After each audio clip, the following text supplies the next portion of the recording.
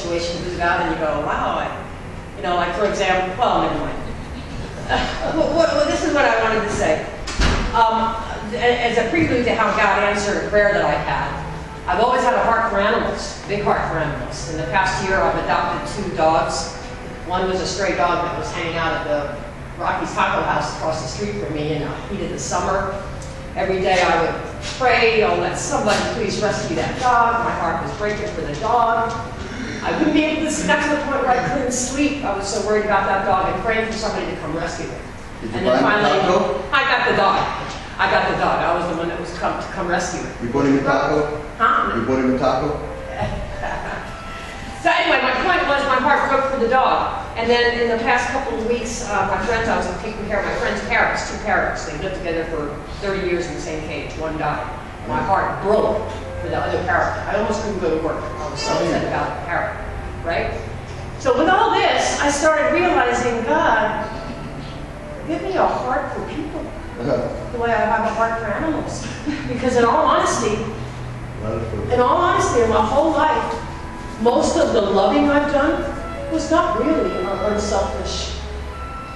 My heart hasn't broken for people that much, I'm going to be honest.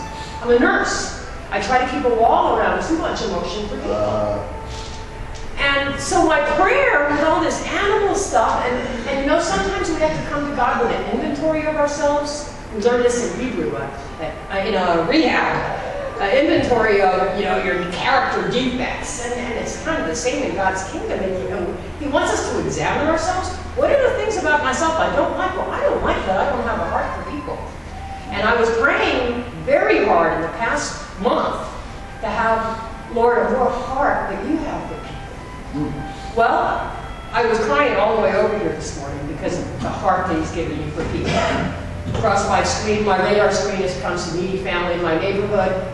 The thing is, I've helped them before. A month ago, I helped them. I would always help people, but my heart was not breaking for them. They came back into my life a month later, in the past week. I'm still helping them, but my heart is breaking. I'm feeling a love for them, and I'm thinking, because I've been thinking, oh Lord, let me have your heart.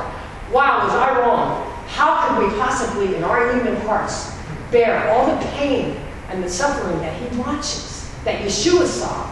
You know, I'm like, well, let me back off on having your heart, Lord, but thank you, Father, for breaking and melting my heart, and I'm feeling like I'm becoming more of a human being.